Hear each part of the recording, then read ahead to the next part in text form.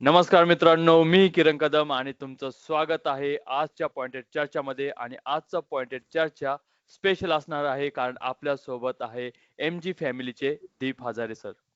नमस्कार किरण सर. आणि नमस्कार आज सर. संडेचा स्पेशल व्हिडिओ तुमच्या चॅनल साठी. आणि हो. काय आहे की मार्केटमध्ये खूप साऱ्या गोष्टी घडत आहेत, त्याच्या लोकांपर्यंत त्या पोहोचाव्या. आणि काय झालं की काही जे लोक आहेत जे मार्केटमध्ये काम करत होते, आता होते का म्हणावं लागेल, बरोबर. कारण की हम्म. खूप लोकांनी मार्केटमधनं बाहेर जायचा निर्णय घेतलेला आहे. हा डेटा हो. देखील सांगतोय. आणि आता ह्या ज्या गोष्टी आहेत ज्या की मार्केटला पूरक नाहीत किंवा मार्केटच्या बाजूने नाहीत, हम्म. त्या कशा व्यवस्थित होतील, काय होतील, याच्यावरती थोडीशी चर्चा करूया. त्याचबरोबर काही हो सर. ग्लोबल फॅक्टर देखील आहेत जे की मार्केटला म्हणू शकतो की पॉझिटिव्ह काही गोष्टी दाखवू हम्म. शकतात, त्याच्यावरती देखील चर्चा करूया. आणि तुम्ही पण काही गोष्टी सांगणार होत्या, हो. ते नाही पण सर, तुम्ही सांगाल. नक्कीच. कारण मार्केटमध्ये सध्या अशी सिच्युएशन आहे, एका साईडला वॉर चालू आहे जी काही बंद होत नाहीये. स्ट्रेट ऑफ हॉर्मुझ बोलतात ते क्लोज आहे. नेव्हल ब्लॉकेट पण क्लोज आहे. त्यामुळे तिथे शिपमेंट ट्रान्सफर होत नाहीये. ते ऑइलचे प्राइसेस पण वाढतात आहे. आजच्या लेटेस्ट न्यूज नुसार $92 पर बॅरल सध्या चालू आहे. आणि त्याचा इम्पॅक्ट तुम्हाला माहितीच आहे, आपल्या सगळ्या दैनंदिन गोष्टीवर त्याचा इम्पॅक्ट होतोय. साहजिकच सगळ्या गोष्टी महाग होतात आहे. ऑइल महाग होते, पेंट सेक्टर, एव्हिएशन सेक्टरवर त्याचा खूप मोठा परिणाम पडत आहे. आणि दुसरीकडे USA मार्केटचं पण डेप खूप जास्त वाढत आहे. आणि असं वाटतं की कधी पण USA एक मोठी अनाउन्समेंट करू शकतो आणि रिसेशन डिक्लेअर करू शकतो. आणि त्याचा खूप मोठा इम्पॅक्ट इंडियाला तर नक्कीच होणार, कारण आपलं खूप जास्त गोष्टी आपण ऑइलवर पण डिपेंडंट आहे आणि बिझनेससाठी USA सारख्या मोठ्या कंट्रीजवर पण आपण खूप डिपेंडंट आहोत.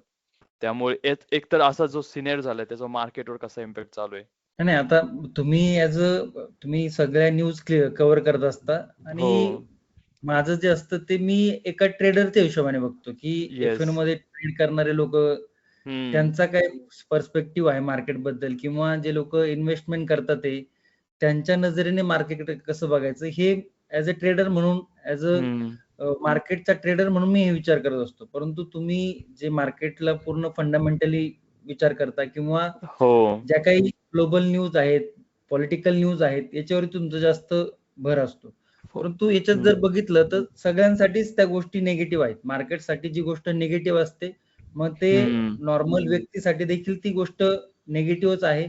आणि मार्केटमध्ये जे लोक काम करतात as a trader, as a investor, okay, मार्केटला ट्रॅक करतात, त्यांच्यासाठी देखील त्या गोष्टी निगेटिव्ह आहेत. ओके. आता पण काय होतं की ह्या गोष्टी वारंवार वारंवार घडत आलेल्या आहेत. म्हणजे हम्म. रिसेशन काय आज पहिल्यांदाच येतंय का? नाही. याच्या अगोदरही खूप काही गोष्टी झालेल्या आहेत मार्केटमधनं. मार्केट तिकडनं सावरलेलं आहे. मार्केट तिकडनं परत एकदा ऑल टाइम हाय वरती गेलेलं आहे. हो. आताही मार्केट जर बघितलं तर एका सर्टन लेवलवरती जाऊन, म्हणजे एक ऑल टाइम हाय लावल्यानंतर थोडंसं मार्केटने करेक्शन केलंय. या गोष्टी तितक्यात खऱ्या आहे. परंतु हार्मोन्सच्या अगोदर, म्हणजे स्टेट ऑफ हार्मोन्स हे आणि इराण युद्ध व्हायच्या अगोदर सगळ्यात मोठ्या गोष्टी ज्या झाल्या होत्या त्या टॅरिफच्या झाल्या होत्या. म्हणजे बरोबर. युएसने त्या पद्धतीने भारतावरती टॅरिफ लावले होते, 100%, 200%. अशा पद्धतीचे जे काही भीतीदायक वातावरण तयार केलं होतं मार्केटमध्ये, तर त्याचा इम्पॅक्ट कुठे ना कुठे मार्केटवर झाला. त्याचा हो. इम्पॅक्ट कुठे ना कुठे जे F1 ट्रेडर आहे त्यांच्यावरती झाला. आणि त्याचा इम्पॅक्ट जे सामान्य जनता आहे त्यांच्यावरती झाला. आता परंतु ऍज अ ट्रेडर म्हणून जर बघितलं तर काय होतं की ज्यावेळेस अशा निगेटिव्ह सिनेरिओ तयार होतो ना, त्यावेळेस मार्केटमध्ये मोमेंटम होते. हो. बघा, मार्केटमध्ये निगेटिव्ह सिनेरिओ तयार झाला तर काय होतं, एका ट्रेडरला एक अपॉर्च्युनिटी मिळते की बाबा मार्केट जर डाऊन साईडला जात असेल तर तो तिकडे शॉर्ट सेलिंग किंवा सेलिंगचे व्ह्यूज तयार करून तिकडनं मार्केटमध्ये काम करण्याचा हम्म. प्रयत्न करतो. परंतु येत्या काळा दिवसामध्ये काय झालंय की ह्या सगळ्यांना ट्रेडरनी आणि जे मार्केटमध्ये काम करतात त्यांनी त्याला फेस केलं, हो. त्याच्यासोबत त्यांनी फाईट केली.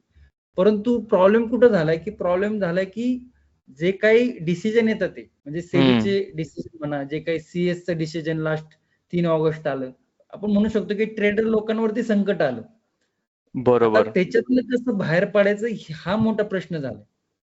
आता हम्म. सामान्य लोकांसाठी हे डॉलरची प्राइस जर वाढली तर आपल्याला माहिती आहे, डॉलरची प्राइस जेव्हा वाढते किंवा क्रूड ऑइलची प्राइस जेव्हा वाढते त्यावेळेस सगळ्या गोष्टी महाग होतात. हो. कारण की डायरेक्टली त्याचा इम्पॅक्ट सामान्य लोकांवरती पडतो. परंतु हा झाला एक सामान्य लोकांचा पर्स्पेक्टिव्ह.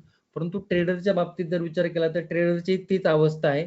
आणि जर तुम्ही डेटा जर बघितला, ओके, तर त्याच्यामध्ये खूप सारे ट्रेडरनी जे आपले अकाउंट आहेत, ओके, ते बंद केलेले आहेत, डीमॅट अकाउंट. ओके. आणि आता रिसेंटली 2 दिवसापूर्वी सेबीचा डेटा देखील आला होता की किती लोकांनी मार्केटमधनं पैसे कमवलेत, किती लोकांनी पैसे घालवलेत.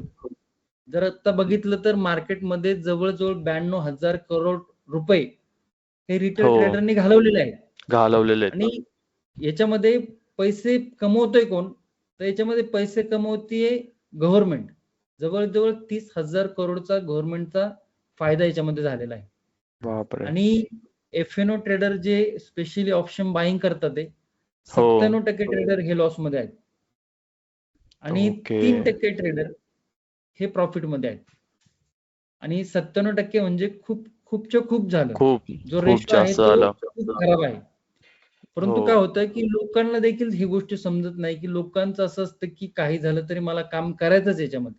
परंतु लोक व्यवस्थित पद्धतीने त्याचा अभ्यास करत नाही, त्याचं नॉलेज घेत नाही आणि डायरेक्टली सोशल मीडियाच्या माध्यमातून काही रील्स बघतात किंवा काही व्हिडिओज बघतात, इन्फ्लुएन्स होतात दुसऱ्यांकडून. ओके, शेजारचा करतोय, हा करतोय, तो करतोय. आता त्याची रियालिटी त्यांना माहिती आहे की नाही माहित नाही, परंतु मग ते इन्फ्लुएन्स करून लोक मार्केटमध्ये येतात. मग ज्यावेळेस अशा पद्धतीचा डेटा येतो त्यावेळेस कळतं की बाबा 97% लोक हे लॉस करतात. ओके. आता त्याच्यामधनंही काही लोक चांगल्या पद्धतीने काम करतात. तर त्याच्यामध्ये ऑप्शन सेलरचा डेटा जर बघितला तर ऑप्शन सेलर जे पण काय, म्हणजे समजा 100 ऑप्शन सेलर आहेत, त्यातले 55% ऑप्शन सेलर मार्केटमधनं प्रॉफिट कमवतात. म्हणजे ह्या गोष्टी समजायला पाहिजे की ऑप्शन बायर हा खूप हायली स्किलफुल बिझनेस आहे.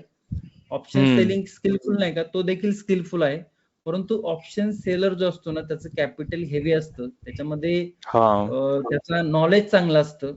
ह्या गोष्टी मॅटर करतात. त्यामुळे सामान्य जनता असो नाहीतर ट्रेडर लोक असो, दोघांसाठी आत्ताचं मार्केट जर बघितलं तर हे खराबच आहे. तर यातनं पुढे काही गोष्टी बघायला मिळतात. मी आजच एक न्यूज वाचत होतो की युएस आणि इराणमध्ये, सॉरी, युएस आणि इंडियामध्ये एक ट्रेड डील होती. आता त्याच्यामध्ये काय गोष्टी घडतात ते, काय नाही गोष्टी घडतात ते, हे पूर्ण समजल्यानंतरच आपण त्याच्यावरती व्यवस्थित बोलू शकतो. परंतु आत्ताच्या घडीला जर बघितलं तर एक ट्रेड डील होतीये. ते काय टॅरिफ आता सध्या इंडियावरती आहे, युएसने सँक्शन लावलेले आहे. किती पर्सेंटेज मध्ये कमी होतात ते का, किंवा त्यातनं काय तोडगा निघतोय हे पाहणं गरजेचं आहे. आणि ही जर इंडियाच्या फेवर मध्ये जर गोष्टी झाली तर मग त्याच्यातनं काहीतरी नवीन गोष्टी घडून मग मार्केटला कुठंतरी काहीतरी पॉझिटिव्ह सिनारिओ तयार होऊ शकतो. आणि जी ही सिच्युएशन तयार झाली, ही सिच्युएशन थोडीशी चेंज होऊ शकते. मग ते सामान्य लोकांच्या तुलनेमध्ये, म्हणजे टॅरिफ जर कमी झालं तर ऑटोमॅटिकली सामान्य लोकांना त्याचं बेनिफिट आहे. मार्केटसाठी देखील काही पॉझिटिव्ह न्यूज आहेत. जे टॅरिफमुळे जे स्टॉक होते, जे की स्टॉक काही पॅनिक मध्ये गेले होते, त्यांना देखील काहीतरी पॉझिटिव्ह सिनारिओ क्रिएट होऊन पॉझिटिव्ह सिनेरिओ पाहिजे थोडा. हो, मोमेंटम येईल. बेसिकली आता हे जे डब झाले त्याला काहीतरी पॉझिटिव्ह सिनारिओ होऊन मार्केटमध्ये थोडीशी आपल्याला बढोतरी बघायला मिळू शकते. बरोबर सर. आणि जसं तुम्ही बोलले आधी पण मार्केट क्रॅश झालेले 2008 साली आर्थिक मंदी जेव्हा आली होती आणि कोविडच्या काळात पण.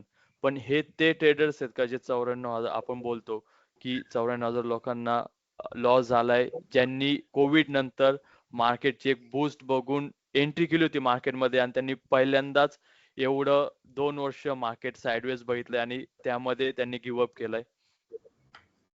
नाही, आता बघा, ट्रेडर लोक आधी किती होते, खूप कमी होते. ज्यावेळेस खूप कमी होते. 2019च्या आधीचा काळ जर बघितला तर मी तुम्हाला माहिती 2014-15 पासून मार्केटमध्ये आहे. 2019च्या आधी हातावर मोजण्या इतके ब्रोकर होते आणि खूप खूप कमी लोक जे की मार्केटला ट्रॅक करत होते, खूप कमी लोक होते. आणि मार्केट बद्दल इतका अवेअरनेस पण नव्हता. परंतु 2019च्या नंतर सोशल मीडिया जसं वाढलं, मग ते वेगवेगळे प्लॅटफॉर्म असो, ओके, त्याच्यानंतर जे लोकांचा इन्फ्लुएन्स वाढला, त्या इन्फ्लुएन्स वाढल्यामुळे मार्केटमध्ये नवीन जी पिढी आहे ती पिढी इंटर झाली. आणि नवीन पिढी आपण म्हणतो की त्याला एकदम फ्रेश माइंडनी जे लोक आली मार्केटमध्ये, त्यांनी तो मार्केटचा एक बुल रन बघितला. तिकडे काही लोकांचे हम्म. पोर्टफोलिओ होते ते मल्टिपल झाले. परंतु आता बरोबर. तो काळ संपल्यानंतर आता जे लास्टचे हम्म. 2 वर्ष झाले मार्केट बघितलं तर एका साइडवेज रेंज मध्ये आहे. हो. आणि या साइडवेज रेंज मध्ये त्यांना ती गोष्ट हजम होत नाही की बाबा मार्केट असं पण चालू शकतं. हो. परंतु ज्यांनी मार्केटचे पूर्ण सायकल्स बघितलेले आहेत त्यांना माहिती ह्या गोष्टी मार्केटमध्ये होतात आणि ह्या हम्म. इथून पुढे होणार आहे. परंतु आता प्रॉब्लेम कुठे आहे की जर आपण स्पेसिफिकली जर एशियाचा विचार केला तर हो. इंडियन मार्केट आजचे 2 वर्ष जर बघितलं तर 2 वर्षाचा परफॉर्मन्स जर बघितला तो सगळ्यात हो. बॉटमला आहे. म्हणजे इतक्या छोट्या छोट्या कंट्री म्हणजे आपण जर बघितलं इंडोनेशियाची कंट्रीने हो. आपल्या मार्केटला ओव्हरटेक केले रिटर्न्स रिप्लेस मध्ये. केलंय. हो. हो तैवान सर्वात जास्त म्हणजे अट्रॅक्टिव्ह झाले एफ साठी. हा मग आता जर ह्या छोट्या छोट्या कंट्री जर हम्म. इंडियन मार्केटला बीट करत असतील तर मग जो बरोबर. फॉरेन इन्व्हेस्टर आहे त्याच्यासाठी अपॉर्च्युनिटी कुठे चांगली आहे तो त्याचा विचार करतो. तो तिथेच जाणार. बघणार नाही की आपण इंडियन मार्केटमध्ये इन्व्हेस्ट करून इंडियन मार्केटला ग्रो करू नाही. तो त्याचा विचार बघणार. तो त्याची व्हॅल्यू कुठे मिळते तो त्याचा विचार करत बसणार. मग हम्म. आता ह्या गोष्टी ज्या खराब झालेल्या आहेत ह्या कशा पद्धतीने चांगल्या करता येतील याच्यासाठी हो. वेगवेगळी धोरणं देणं गरजेचं आहे. ओके मग हो. ग्लोबल ग्लोबल जे काही मोठमोठ्या कंट्री आहेत त्यांच्यासोबत व्यवस्थित पद्धतीने डीलिंग करणं हो. किंवा काही गोष्टी घेऊन येणं मार्केटमध्ये. ओके नवीन गोष्ट म्हणजे ज्या काही खराब झाल्यात त्या रिपेअर करणं थोडक्यात बेसिकली. ओके बरोबर. या या वॉरमध्ये इंडिया अशी कंट्री होती की ती थोडीशी तळ्यात मळ्यात आपण मराठी भाषेमध्ये म्हणतो की हो. इकडे ना तिकडे इकडे ना तिकडे त्याचा फटका कुठे ना कुठे आपल्याला बसलेला आहे. आणि त्या फटक्यामुळे ना आपण घरके ना घाटके असं झालेलं आहे. तर त्या गोष्टी थोड्याशा हम्म. व्यवस्थित करून मग मार्केटला थोडंसं स्टेबल करता येऊ शकतं. आता हे माझं पर्सनल ओपिनियन आहे. ह्याच्यावरती तज्ञ लोक आहेत हा. त्यांचं ओपिनियन काय असेल ते असेल. परंतु तज्ञ लोक आहेच तर मग 2 हो. वर्ष मार्केटमध्ये रिटर्न काय नाही झाले लोकांचे. आणि ज्या लोकांनी पेशन्स ठेवले ओके हम्म. आफ्टर 2019च्या नंतर पॅन्डेमिक नंतर मार्केटनी चांगला बुलरन दाखवला. त्या बुलरनला बघूनही देखील काही लोक मार्केटमध्ये एंटर झाले होते. एंटर झाले परंतु होते. लास्टचे 3 वर्ष जर बघितले 2 नाही लास्टचे 3 वर्ष जर बघितले तर मार्केट आहे हम्म. त्याच जागेवरती आहे. जे आपले निफ्टी 50चे जे मोठे मोठे स्टॉक्स आहेत बिझनेस आहे. हा जे की इकॉनॉमी मार्केटची त्याच्यावरती आहे हो. ते स्टॉक देखील आहे त्याच जागेवरती आहे किंवा त्याच्यापेक्षा निगेटिव्ह देखील आहे. ओके हम्म. सो त्या गोष्टी थोड्याशा समजून घेतल्या पाहिजे आणि आणि तुम्ही एक त्याच्यावरती थोड भरपूर बोला. हो. नाही साहजिकच आहे आणि त्याला मोठा एक कारण पण बनलेलं आहे की आपल्या भारत देशामध्ये एआय डेव्हलपमेंट तेवढी जास्त होत नाही जेवढी एक चायनाच्या तैवान सारख्या छोट्या मार्केटमध्ये होते. त्यामुळे एफ-आयने साहजिकच अशा मार्केट निवडले आहे जिथे एआय ची ग्रोथ चांगली आहे आणि तिथे ते एफ-आयच इन्व्हेस्टमेंट करत आहे. आणि तो एक एक सिनॅरिओ बनवत आहे की इंडिया लिस्ट प्रेफरेबल कंट्री झाली आहे. तर सर एक दोन शब्द फक्त लास्ट व्हिडिओ एंड करता करता एक तुमच्या साईडने एक जे न्यू जॉईनीज आहेत मार्केटमध्ये नवीन आहे ज्यांनी फर्स्ट टाइम मोमेंटम भेटलाय साइडवेज मोमेंटम भेटलेला आहे त्यांसाठी फक्त एक दोन टिप्स द्या जेणेकरून त्यांना एक थोडी प्रोत्साहन भेटेल की हा एक ट्रेडिंगचा पार्ट आहे आणि हा पण जो वेळ आहे तो लवकरच नक्कीच जाईल आणि मार्केटमध्ये पुरण एकदा एक पॉझिटिव्ह सिग्नल किंवा एक बुल मार्केट परत येऊ शकतं किंवा एक पॉझिटिव्ह सिनेरिओ बनू शकतो ट्रेडरसाठी. बघ आता ट्रेडर आहे ना तर पहिली गोष्ट तुम्ही ट्रेडर जर स्वतःला म्हणत असाल ना तर सगळ्या गोष्टीला हम्म. सामोरे जाणं हे तुम्हाला माहिती असणं पाहिजे हे गरजेचंच आहे. हम्म. आता याच्यामध्ये प्रत्येक गोष्ट खराबच होती म्हणजे असं नाही त्यातनं शिकायला देखील खूप काही मिळतं. अशा मार्केटमध्ये काय होतं आपले पेशन्स वाढतात. हम्म. पहिली गोष्ट तर जो व्यक्ती नवीन मार्केटमध्ये आलाय त्याला काम करायचंय मार्केटमध्ये तर हे हो. मार्केट त्याच्यासाठी शिकण्यासाठी अतिउत्तम आहे.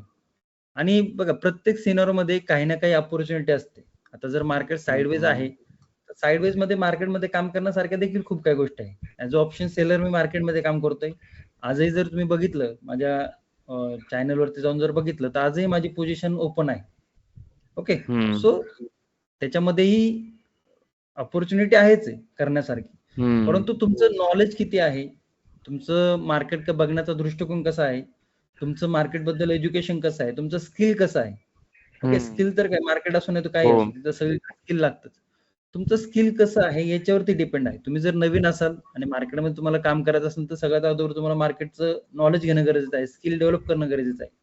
या 2 गोष्टी हम्म. तुमच्याकडे असतील तर प्रत्येक सिनर मध्ये प्रत्येक जे काही नेगेटिव्ह पॉझिटिव्ह सिनर आहे त्याच्यामध्ये काम करायला ऑपॉर्च्युनिटी मिळते. ओके. येस. आता हे जे मार्केट आहे हे थोडस वेगळं आहे. लास्टचे हो. 5 ते 6 वर्ष झालं मार्केट एका वेगळ्या पद्धतीने चाललं होतं. आता जर बघितलं तर मार्केट वेगळ्या पद्धतीने चाललं. इंडिया विक्स ऑलमोस्ट 10च्या आसपास आहे आणि 10च्या आसपास हम्म. इंडिया विक्स असणं म्हणजे मार्केटमध्ये पॅनिक आपल्याला बघायला मिळत नाही. मार्केट इंडिया बरोबर. विक्स वरनं पॅनिक मध्ये नाहीये. परंतु रियालिटी जर चेक केली तर जिओ पॉलिटिक्स म्हणा, जे काही वॉर सिच्युएशन चालू आहे ते म्हणा, किंवा हम्म. इकॉनॉमी जर अदर कंट्रीजला जर कम्पेअर केला आपण ओके मार्केटच्या दृष्टीने, तर मग पॅनिक नाही तर मग मार्केटमध्ये इंडिया विक्स इतका लो का आहे? त्या पण गोष्टी बघणं गरजेचं आहे. तर नवीन लोकांनी थोडंसं फोकस हे एज्युकेशन केलं पाहिजे. त्याच्यानंतर तुम्ही डिसिजन घेतला पाहिजे की आपल्याला याच्यामध्ये मार्केटमध्ये काम करायचंय का नाही करायचं. उगाच शेजारचा पाजारचा करतोय, सोशल मीडियावरती तुम्ही हो. रील्स बघून येताय आणि त्याच्यानंतर मार्केटमध्ये करायची इच्छा आहे, तर ते नाहीये. हम्म. फक्त विराट कोहलीला तुम्ही टीव्हीत बघून क्रिकेटर होणार असा जर विचार केला, तर त्याच्यासाठी तुम्ही गल्लीबोळात खेळता आणि स्वप्न विराट कोहलीची बघता तर होणार नाही. त्यामुळे तुम्ही जर बरोबर. एखादा क्रिएटर आहे, एखादा ट्रेडर आहे, त्याला तुम्ही जर सोशल मीडियावरती बघताय, तो त्याचं सगळ्या गोष्टी शेअर करतोय आणि तशा पद्धतीचा विचार जर करत असेल तुम्हाला त्या पद्धतीने काम पण करणं गरजेचं आहे. तुम्हाला त्या पद्धतीने अभ्यास पण करणं गरजेचं आहे. तुम्हाला त्या पद्धतीने हम्म. टेक्निकल समजून घेणं पण गरजेचं आहे. या सगळ्या गोष्टी प्रॅक्टिकल समजून घेतल्या पाहिजे. लोक प्रॅक्टिकल विचार करत नाही. ओके. आणि सामान्य लोक असे हा सगळा सिनर आहे. ठीक आहे. कुठली गोष्ट हम्म. परमनंट नसते. काही काही गोष्टी पॉझिटिव्ह दिसायला लागलेल्या आहेत. आय होप येत्या काही दिवसामध्ये ते आपल्याला पॉझिटिव्ह गोष्टी चार्ट वरती पण दिसतील आणि त्याचा इम्पॅक्ट आपल्याला पूर्ण लोकांवरती पण बघायला मिळू शकतो. ओके. चालेल सर. थँक्यू तुमच्या गायडन्स बद्दल, आणि नक्कीच याचा फायदा जे ट्रेडर्स आहेत त्यांना ही नक्की होईल. आणि असेच आपण तुमचे जे मौल्यवान वेळ आहे तो आम्हाला देत जावा आणि थोडं गाईड करत जावा. जे काही आपले हो, व्ह्युअर्स आहेत नक्की, त्यांना. नक्की. Thank you so much sir. हो आणि तुमच्या व्ह्युअर्सला सांगू इच्छितो की पॉइंटेड चर्चाला नक्की फॉलो सबस्क्राईब करा. सर चांगल्या पद्धतीने ज्या पण ग्लोबल न्यूज असतात त्या हो. कव्हर करत असतात. डेली 7 वाजता, मॉर्निंग 7 वाजता येस, ना? सकाळी 7 मॉर्निंग 7 वाजता. वाजता हो. सकाळी 7 हो. वाजता सरांचा आवर्जून व्हिडिओ बघत जावा. कारण की काय होतं की टेक्निकल अनालिसिस वेगळं आहे, परंतु फंडामेंटल न्यूज, जिओ हम्म. पॉलिटिकल्स ह्या गोष्टी तुमच्या जर डोळ्यासमोरून गेल्या तर त्याचा बेनिफिट तुम्हाला काम करताना होतो. ओके. नक्कीच. चालेल चालेल Kiran sir. Sir. Next time thank you जेव्हा पण सर तुमचं टाइम काही असेल दिल्याबद्दल. हो हो हो सर, नक्की नक्की. नक्कीच. थँक्यू. चालेल चालेल. थँक्यू.